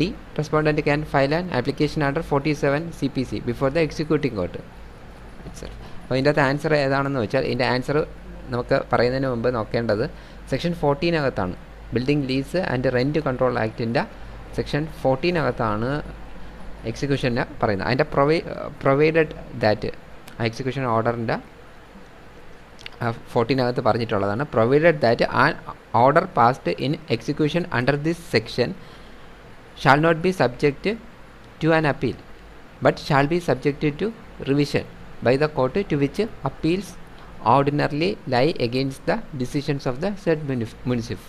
അപ്പോൾ ഇതിൻ്റെ അകത്ത് ആൻസർ ഏതാണ്? ബി ആണ് ഇതിൻ്റെ ആൻസർ. അത് നമ്മളൊരു ഓർഡർ ഓഫ് എക്സിക്യൂഷന് മേലിൽ ഒരു റെസ്പോണ്ടൻറ്റിന് ഒരു ഓപ്ഷനേ ഉള്ളൂ, റിവിഷൻ ഫയൽ ചെയ്യാനേ പറ്റത്തുള്ളൂ. ഒരൊറ്റ ഓപ്ഷൻ മാത്രമേ ഉള്ളൂ, അപ്പീലെന്ന് പറയുന്ന കാര്യമേ ഇല്ല. അപ്പോൾ അതാണ് ബി ആണ് ഇതിൻ്റെ ആൻസർ. അടുത്ത 18ാമത്തെ ക്വസ്റ്റ്യൻ ആണ്. What are the provisions in the Kerala buildings lease and rent control act 1965 requiring A notice before initiation of an eviction proceedings? ഇപ്പം നോട്ടീസ് ആവശ്യമായിട്ടുള്ള മാൻഡേറ്ററി ആയിട്ടും ആവശ്യമുള്ള 2 പ്രൊസീഡിങ്സ് ഉണ്ട്. അത് ഏതൊക്കെയാണെന്നാണ് നമ്മൾ നോക്കേണ്ടത്. അതിൽ 4 ഓപ്ഷൻ തന്നിട്ടുണ്ട്, അത് നിങ്ങൾക്ക് നോക്കാം. അതിൻ്റെ അകത്ത് നമ്മൾ നോക്കാൻ പോകുന്നത് ഇതിൻ്റെ അകത്ത് സി ആൻസറാണ്. സി ആൻസറിൽ 11(2) 11(4)(1). ഈ 11(2) എന്ന് പറഞ്ഞാൽ അരിയേഴ്സ് ഓഫ് റെൻ്റാണ്. അവർ വീട്ടുവാടക നൽകിയിട്ടില്ല എങ്കിലാണ് ഈ 11(2) വരുന്നത്. അതിന് അരിയേഴ്സ് ഓഫ് റെൻറ്റ് എന്നാണ് അറിയപ്പെടുന്നത്. അത് നമ്മൾ ഒരു എഗ്രിമെൻ്റ് ഉണ്ടെങ്കിൽ ഫിക്സ് ചെയ്ത ഡേറ്റിൽ നിന്നും 15 ദിവസം കഴിഞ്ഞിട്ടും നമുക്ക് തരുന്നില്ല എങ്കിൽ, അല്ലെങ്കിൽ നമുക്ക് അങ്ങനെ ഒരു ഡേറ്റ് ഇല്ല എങ്കിൽ last date of the month ആണെന്നുണ്ടെങ്കിൽ, ആ ഡേറ്റിനകത്ത് നമുക്ക് പൈസ തന്നിട്ടില്ല എന്നുണ്ടെങ്കിൽ അതൊരു ഗ്രൗണ്ടാണ് ഈ ടെനൻറ്റിനെ എവിക്റ്റ് ചെയ്യാനുള്ള, ലാൻഡ് ലോഡിന്. അപ്പം ടെനൻറ്റ് ലാൻഡ് ലോഡ് ഒരു മാൻഡേറ്ററി നോട്ടീസ് ടെനൻറ്റിന് കൊടുത്തിരിക്കണം. അതിൻ്റെ അകത്ത് അരിയേഴ്സ് ഓഫ് റെൻറ്റും 6% ഇൻട്രസ്റ്റും അതുപോലെ പോസ്റ്റൽ ചാർജും, നമ്മൾ ഈ സ്റ്റെപ്സ് അയക്കുന്നതിനുള്ള ചാർജും കൂടെ ചേർത്ത് നമുക്ക് അവരിൽ നിന്നും ആവശ്യപ്പെടാം. അതാണ് ആ നോട്ടീസ് ഒന്ന്. ആ നോട്ടീസ് കൊടുത്തു കഴിഞ്ഞാൽ 15 ദിവസത്തെ സമയം, അത് അടയ്ക്കാനായിട്ടുള്ളൊരു സമയം കൂടി നമ്മളെ ലാൻഡ് ലോഡ് അവർക്ക് കൊടുക്കണം. അതാണ് 11(2) എന്ന് പറയുന്നത്. പിന്നെ അടുത്തതെന്ന് പറയുന്നത് സബ്ലെറ്റിംഗ് ആണ്. Subletting or lease. നമ്മൾ ഈ ഒരു എഗ്രിമെൻറ്റിനെ വയലേറ്റ് ചെയ്തുകൊണ്ട്, സബ്ലെറ്റിന് കൊടുക്കാൻ പാടില്ല എന്നൊരു എഗ്രിമെൻ്റ് ഉണ്ടെങ്കിൽ ആ എഗ്രിമെൻറ്റിനെ വയലേറ്റ് ചെയ്തുകൊണ്ട് ടെനൻറ്റ് അത് വേറൊരാൾക്ക് മറിച്ച് വീട്ടുവാടകയ്ക്ക് കൊടുത്തു കഴിഞ്ഞാൽ അത് ഈ പ്രൊവിഷൻ്റെ വയലേഷനാണ്. അങ്ങനെ വന്നു കഴിഞ്ഞാൽ ഇതുപോലെ തന്നെ ലാൻഡ് ലോഡിന് അയാൾക്കൊരു നോട്ടീസ് കൊടുക്കണം, കമ്പൾസറി നോട്ടീസ് കൊടുക്കണം. ആ നോട്ടീസ് കൊടുത്തതിന് ശേഷം മാത്രമേ, അതും എത്ര ദിവസത്തെ നോട്ടീസ്, എന്നിട്ട് 30 ദിവസത്തെ സമയം കൂടി അതിൻ്റെ അകത്ത് പ്രൊവൈഡ് ചെയ്തിരിക്കണം. അപ്പോൾ അത് കംപ്ലൈൻറ്റ് ചെയ്തില്ല എങ്കിൽ മാത്രമേ ലാൻഡ് ലോഡിന് കോടതിയെ അപ്രോച്ച് ചെയ്യാനായിട്ട് സാധിക്കത്തുള്ളൂ. അതാണ് ഈ സെക്ഷനകത്ത് പറയുന്നത്. ഇതിൻ്റെ അകത്താണ് ബാക്കി ഏത് എവിക്ഷൻ പ്രൊസീഡിങ്സിലാണെങ്കിലും നോട്ടീസ് മാൻഡേറ്ററി അല്ല, നമുക്ക് ഓപ്ഷണലാണ്. പക്ഷേ ഈ രണ്ട് കാര്യത്തിനകത്ത് നമ്മൾ മാൻഡേറ്ററി ആയിട്ട് നോട്ടീസ് കൊടുത്തേ പറ്റത്തുള്ളൂ. അതിലൊന്ന് അരിയേഴ്സ് ഓഫ് റെൻറ്റും, രണ്ട് ലീസ് ഓർ സബ്ലേറ്റും.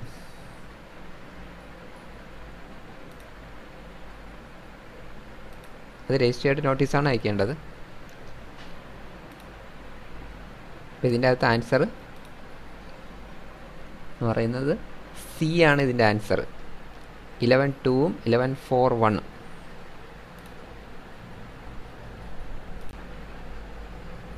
അടുത്തത് 19ാമത്തെ ക്വസ്റ്റ്യൻ ആണ്. When one person signifies to another his willingness to do or abstain from doing anything with a view to obtain the assent of that other to such act or abstinence, he is said to make. 4 option ഉണ്ട്, വായിച്ചു നോക്കാം. ഇതിൻ്റെ അകത്ത് 2 option ഒരു പ്രശ്നമുള്ളൊരു ഓപ്ഷനാണ്. ഇതിൻ്റെ അകത്ത് ABCDയിലകത്ത് ഒരു C ഓപ്ഷൻ ഒരു ചെറിയൊരു ഇഷ്യൂ ഉള്ളൊരു ഓപ്ഷനാണ്. കാരണം എന്ന് വെച്ചാൽ ചില ആൾക്കാർ ഇതിനെ ഇങ്ങനെയും പറയാറുണ്ട്. നമുക്ക് നോക്കാം. അത് 2A-ക്കകത്താണ് contract act, Indian contract act 1872 അതിൻ്റെ 2A-ക്കകത്ത് പറയുന്നുള്ളത്. When one person signifies to another his willingness to do or abstain from doing anything with a view to obtaining the assent of that other to such act or abstinence, he is said to make a proposal.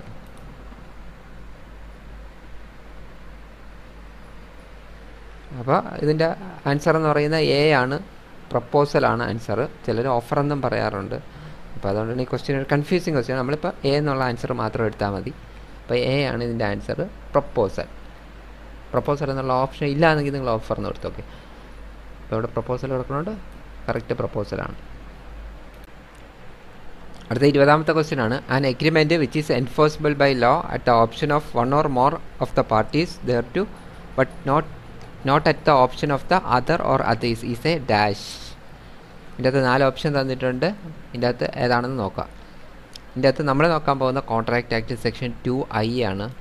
അതിൻ്റെ അകത്ത് പറഞ്ഞിട്ടുള്ളത് an agreement which is enforceable by law at the option of the one or more of the parties thereto but not at the option of the other or others is a OXIII contract.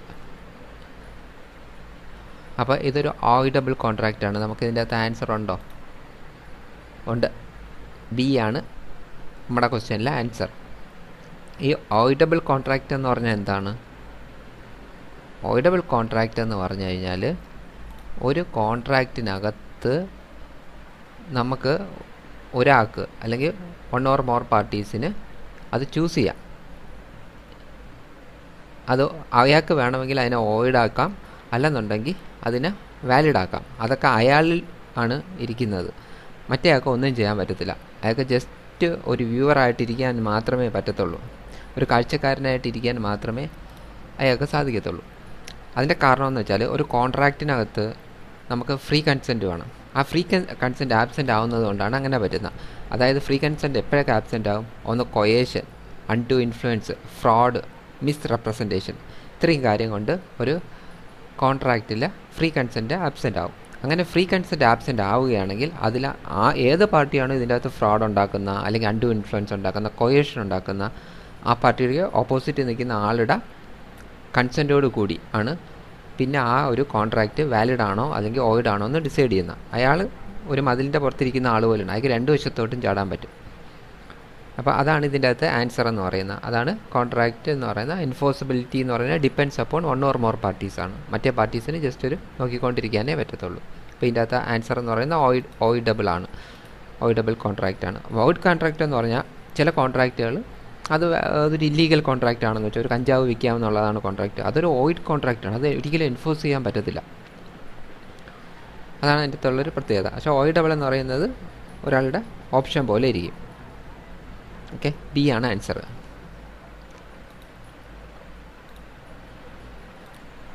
അടുത്ത നമ്മൾ നോക്കുന്ന 21ാമത്തെ question ആണ്. Which is the wrong answer? Consent is said to be free when it is not caused by dash. A coercion, B undue influence, C fraud, D misunderstanding. ഇതിനകത്ത് കൊയേഷനും undo ഇൻഫ്ലുവൻസും ഫ്രോഡും നമ്മൾ നേരത്തെ പഠിച്ചത് തന്നെയാണ്. വന്നു കഴിഞ്ഞാൽ അത് ഒരു ഫ്രീ കൺസെൻറ്റ് അല്ല.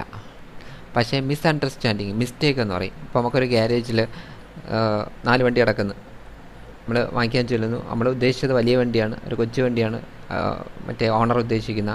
അയാൾ 50,000 രൂപയ്ക്ക് വണ്ടി തരാമെന്ന് പറഞ്ഞു. നമ്മൾ വിശ്വസിച്ചു നമ്മൾ വാങ്ങിക്കാൻ വേണ്ടി ചെന്നപ്പോഴത്തേക്ക് ആൾ പറഞ്ഞു അയ്യോ ഞാൻ ഉദ്ദേശിച്ച ആ വണ്ടിയല്ല ഈ വണ്ടിയാണെന്ന് പറയുമ്പം ആ ഒരു ഇതെന്ന് പറഞ്ഞാൽ ഫ്രീ കൺസെൻ്റ് അല്ല.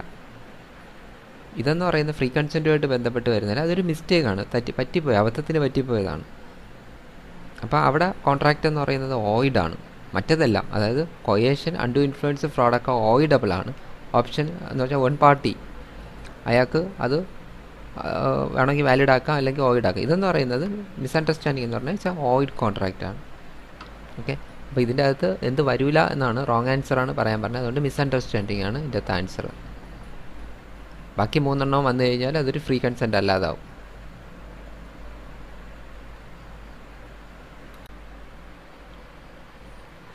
അടുത്തത് 22ാമത്തെ ക്വസ്റ്റ്യൻ ആണ്. A and B jointly owe ₹1 lakh to C. A alone pays the amount to C and B, not knowing the fact, pays ₹1 lakh over again to C. Is C bound to repay the amount? If so, to whom? 4 option തന്നിട്ടുണ്ട്, അത് വായിച്ചു നോക്കുക. ഇതിൻ്റെ അകത്ത് എയും ബിയും jointly ₹1,00,000 സിക്ക് കൊടുക്കാറുണ്ട്. രണ്ടുപേർക്കും എത്രയെങ്കിലും എമൗണ്ട് കാണും, അത് ഫിക്സഡ് എമൗണ്ട്, ചിലപ്പോൾ 50,000 ആയിരിക്കും, അല്ലെങ്കിൽ 30,000 70,000 ആയിരിക്കും, അല്ലെങ്കിൽ 80,000 20,000 ആയിരിക്കും, എത്രയോ ഉണ്ടോ. രണ്ടുപേരും തമ്മിൽ ലൈബിലിറ്റി ഉണ്ട്, ജോയിൻ്റ് ആയിട്ടുള്ള ലൈബിലിറ്റി സിക്കുണ്ട്, സിക്ക് പൈസ കൊടുത്തിട്ടുണ്ട്. എ ബിയോട് പറയാതെ ₹1,00,000 കൊണ്ടൊന്ന് സിക്ക് കൊടുത്തു കഴിഞ്ഞു ഓൾറെഡി. അത് കഴിഞ്ഞപ്പോൾ ബിയും ഇത് അറിഞ്ഞുകൂടാതെ കൊണ്ടുവന്ന് ₹1,00,000 കൊണ്ടുവന്ന് സിക്ക് കൊടുത്ത്, സിക്ക് അത് തിരിച്ചു കൊടുക്കണമെന്നുള്ളതാണ് ക്വസ്റ്റ്യൻ. ആർക്ക് തിരിച്ചു കൊടുക്കണമെങ്കിൽ. അപ്പോൾ ഇതിൻ്റെ ആൻസർ പറഞ്ഞിരിക്കുന്ന ഇതൊരു കോൺട്രാക്റ്റ് ആക്റ്റുമായിട്ട് ബേസ് ചെയ്ത് വരുന്ന ഒരു ക്വസ്റ്റ്യനാണ്. കോൺട്രാക്റ്റ് ആക്ടിൻ്റെ സെക്ഷൻ 72 ആണ് ഇതിൻ്റെ ആൻസർ പറഞ്ഞിരിക്കുന്നത്. നമുക്കത് എന്താണെന്ന് നോക്കാം.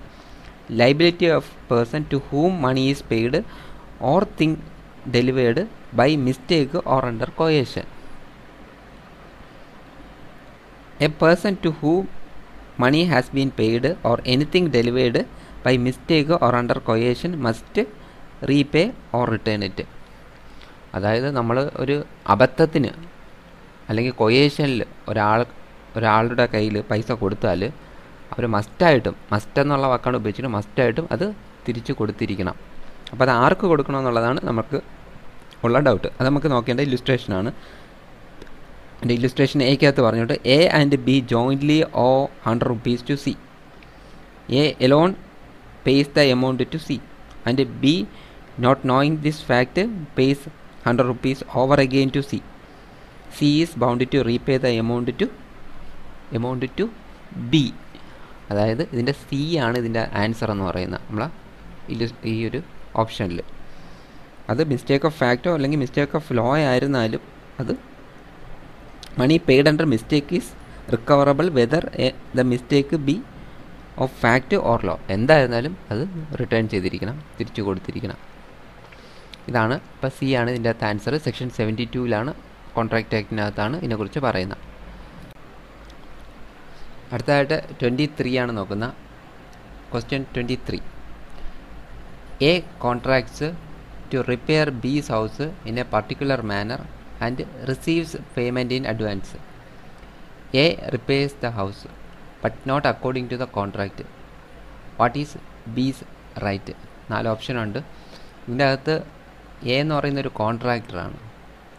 അദ്ദേഹം ബിയോട് പറഞ്ഞു ഞാൻ വീട് റിപ്പയർ ചെയ്ത് തരാമെന്ന് പറഞ്ഞു.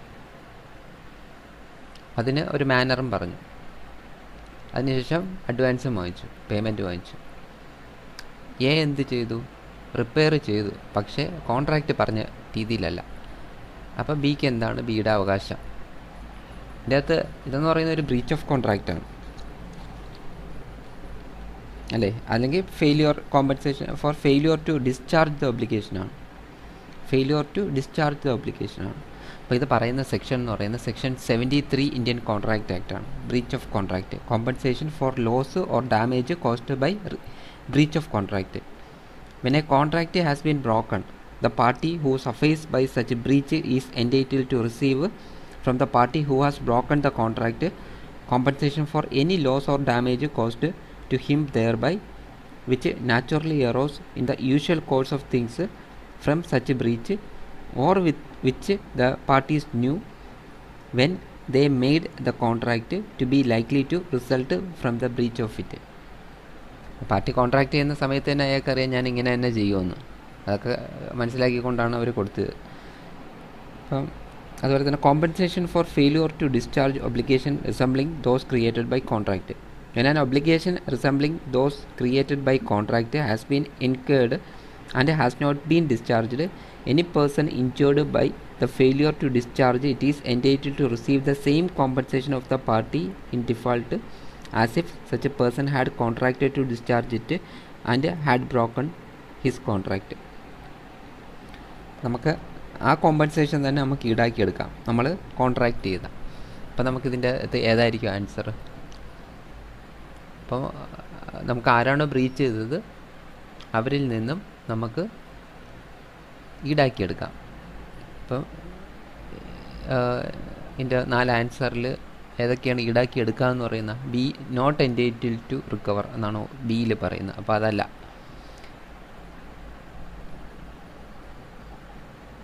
ഇതിൻ്റെ അകത്ത് സൂട്ടബിൾ ആൻസറാണ് നമ്മൾ നോക്കുന്നത്. അപ്പോൾ ഇതിൻ്റെ അകത്ത് നമുക്ക് ഒരു ഇല്ലുസ്ട്രേഷൻ ഉണ്ട്. അപ്പോൾ ഇതിൻ്റെ അകത്ത് 4 ഓപ്ഷൻ്റെ അകത്ത് 3 എൻറ്റൈറ്റിൽഡ് ആണ്, ബിക്ക് വാങ്ങിക്കാൻ പറ്റും. അപ്പോൾ അതിലേതാണെന്ന് നമുക്കറിയണമല്ലോ.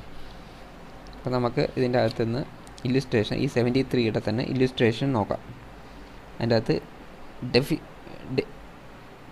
ഡെഫിഷ്യൻറ്റ് ഹൗസ് റിപ്പയറിംഗ് സർവീസ്, അതിൻ്റെ അകത്താണ് എഫ് ആണ്, സ്മോൾ ലെറ്റർ എഫിനകത്താണ് പറയുന്നത്. അതിൻ്റെ അകത്തൊരു ഇല്ലുസ്ട്രേഷൻ നമുക്ക് വായിച്ചു.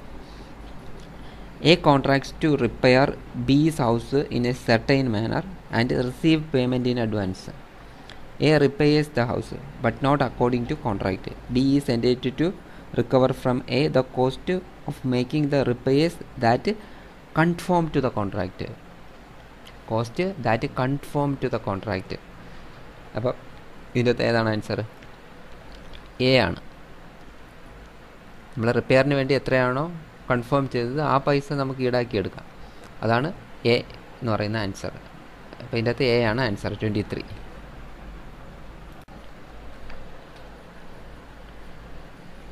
അടുത്തത് 24ാമത്തെ ക്വസ്റ്റ്യൻ ആണ്. അത് നോക്കാം. A contracts with B to pay ₹1,000 if he fails to pay B ₹500 on a given date. A fails to pay B ₹500 on that day. What is the remedy of B? A എന്ന് പറയുന്ന ബിയുമായി ഒരു contract വെച്ചു, 1000 രൂപ തരാം, ഇന്ന ഡേറ്റിൽ ഞാൻ 500 രൂപ തന്നില്ല എങ്കിൽ ആ ദിവസം ആ ഡേറ്റിൽ എ 500 രൂപ കൊടുത്തില്ല, ഫെയിലായിപ്പോയി, പറ്റിയില്ല കൊടുക്കാൻ. അപ്പോൾ എന്ത് പറ്റി? 1000 രൂപ കൊടുക്കാമെന്ന് പറഞ്ഞു കഴിഞ്ഞു. അപ്പം അതിൻ്റെ റെമഡി എന്താ, എവിടെയാണ് പറയുന്നത്? ഇതൊക്കെ പറഞ്ഞിരിക്കുന്ന ഇന്ത്യൻ കോൺട്രാക്റ്റ് ആക്ടിൻ്റെ section 74 compensation for breach of contract where penalty stipulated for. ഒരു പെനാൽറ്റി പറഞ്ഞിട്ടുണ്ടെങ്കിൽ, അപ്പോൾ ഇതൊരു പെനാൽറ്റി അല്ലേ, ഞാൻ 500 രൂപ അടച്ചില്ലെങ്കിൽ 1000 രൂപ തന്നോളാം എന്ന് പറയുന്ന ഒരു പെനാൽറ്റിയാണ്. അപ്പം അതൊന്ന് വായിച്ചു നോക്കാം. When a contract has been broken, contract broken ആയി, if a sum is named in the contract as the amount to be paid in case of such breach, ബ്രീച്ചിൽ തരാമെന്ന് പറഞ്ഞിട്ടുണ്ടെങ്കിൽ, or if the contract contains any other stipulated by way of penalty, മറ്റെന്തെങ്കിലും രീതിയിൽ penalty പറഞ്ഞിട്ടുണ്ടെങ്കിൽ ആ കോൺട്രാക്റ്റിനകത്ത് specific ആയിട്ടോ അല്ലാതെയോ, the party complaining of the breach is entitled whether or not actual damage or loss is proved have been caused thereby to receive from the party who has broken the contract reasonable compensation not exceeding the amount so named or as the case may be the penalty stipulated for. അപ്പോൾ ഒരു reasonable compensation അത് കോടതിക്ക് തീരുമാനിക്കാം. പക്ഷേ അത് നമ്മൾ ഏത് contract എത്ര കൊടുക്കാമെന്നാണോ നമ്മൾ പറഞ്ഞിട്ടുള്ള പെനാൽറ്റി അതിന് കൂടാൻ പാടില്ല. Explanation: a stipulation for increased interest from the date of default may be a stipulation by way of penalty. ഇതൊരു നമുക്ക് അതിൻ്റെ അകത്ത് പറഞ്ഞിട്ടുള്ള പെനാൽറ്റിയാണ്. അതായത് നമ്മൾ പറയണം ഇന്ന ഡേറ്റിനകത്ത് പൈസ അടച്ചില്ലെങ്കിൽ അത് കഴിയുമ്പോഴത്തേക്ക് ഇത്ര ശതമാനം ഇൻട്രസ്റ്റ് കൂടെ തന്നോളാം എന്ന് പറയുന്ന ആ ഒരു ഡിഫാൾട്ടിന് ശേഷം പറയുന്ന ഇൻട്രസ്റ്റ് ഉണ്ടല്ലോ, അതൊരു പെനാൽറ്റി ആയിട്ട് കണക്കാക്കും. അതൊരു ഇംപ്ലൈഡ് പെനാൽറ്റിയാണ്. Exception: when any person enters into any bond, recognize or other instrument of the same nature or under the provisions of any law or under the orders of central government or of any state government, gives any bond for the performance of any public duty or act in which public are interested, he shall be liable upon breach of any condition of any such instrument to pay the all sum mentioned therein.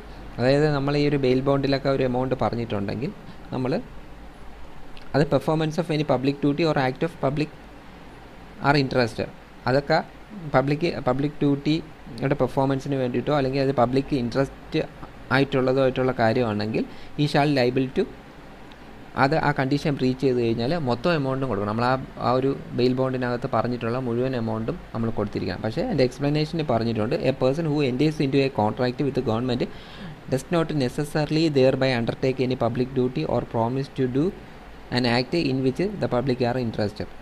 അത് നമ്മൾ ഗവൺമെൻറ്റുമായിട്ട് contract ചെയ്യുന്ന അയാൾ അതൊരു public duty ഏറ്റെടുക്കാമെന്നോ അല്ലെങ്കിൽ ഒരു പബ്ലിക്കിന് interest ഉള്ള act ഏറ്റെടുക്കാമെന്നോ promise ചെയ്യേണ്ട ആവശ്യമൊന്നും ഇല്ല. അതൊരു എക്സ്പ്ലനേഷൻ്റെ അകത്ത് പറഞ്ഞിട്ടുണ്ട്. അതിൻ്റെ അകത്ത് ഇല്ലുസ്ട്രേഷനകത്ത് എക്കകത്ത് പറഞ്ഞിട്ടുള്ളതാണ് A contract with B to pay ₹1,000 if he fails to pay ₹500 on the given day. A fails to pay B ₹500 on that day. B is entitled to recover from A such a compensation not exceeding ₹1,000 as the court considers reasonable. അതാണ് നമ്മുടെ answer എന്ന് പറയുന്നത്. അതിൻ്റെ അകത്ത് അതെവിടെയാണ് പറഞ്ഞിരിക്കുന്നത്? നമ്മുടെ സിക്കകത്തല്ലേ പറഞ്ഞിരിക്കുന്നത്. B is entitled to recover from A such compensation not exceeding $1,000 as the court considers reasonable. അപ്പം നമ്മൾ എത്രയാണോ ബ്രീച്ച് ചെയ്യുമ്പോൾ കൊടുക്കാമെന്ന് പറഞ്ഞ പെനാൽറ്റി അതിൽ കൂടാൻ പാടില്ല. അത് കോടതിക്ക് തീരുമാനിക്കുക റീസണബിൾ ആണോ അല്ലേ എന്ന്. അത് തീരുമാനിച്ച് കോടതിക്ക് കൊടുക്കുക. ഇതാണ് ഈ പറയുന്ന നമ്മുടെ സെക്ഷൻ ക്വസ്റ്റ്യൻ 24ൻ്റെ ആൻസർ സി ആണ്.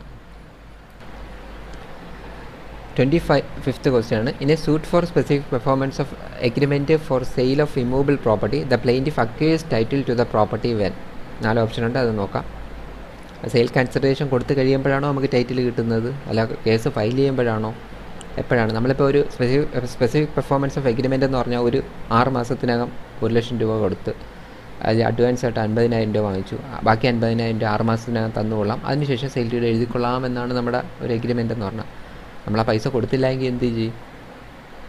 അപ്പോൾ പൈസ കൊടുക്കുമ്പോഴത്തേക്കാണ് ആ സെയിൽ ഡീഡ് നമ്മളെ പേരിലോട്ട് എഴുതുന്നത്. അപ്പോൾ നമുക്ക് ഈ സെയിൽ ആ ഒരു ടൈറ്റിൽ എപ്പോൾ കിട്ടുമെന്നാണ് ഇതിൻ്റെ അകത്തുള്ള ക്വസ്റ്റ്യൻ. പ്ലെയിൻറ്റിഫിന് എപ്പോൾ ടൈറ്റിൽ കിട്ടും? അത് സെയിൽ ഡീഡ് എഴുതി കഴിയുമ്പോഴേ ഉള്ളൂ. അതുവരെ ടൈറ്റിൽ കിട്ടത്തില്ല. അതിനാണ് അവർ കേസ് കൊടുക്കുന്നത്, ഇത് എഴുതി തരാൻ വേണ്ടിയിട്ട്. ഓക്കെ, അപ്പോൾ അതാണ് 25th ആൻസർ. അതിൻ്റെ ആൻസർ സി ആണ്. സെയിൽ ഡീഡ് ഈസ് എക്സിക്യൂട്ടഡ്, അപ്പോഴേ ടൈറ്റിൽ കിട്ടത്തുള്ളൂ.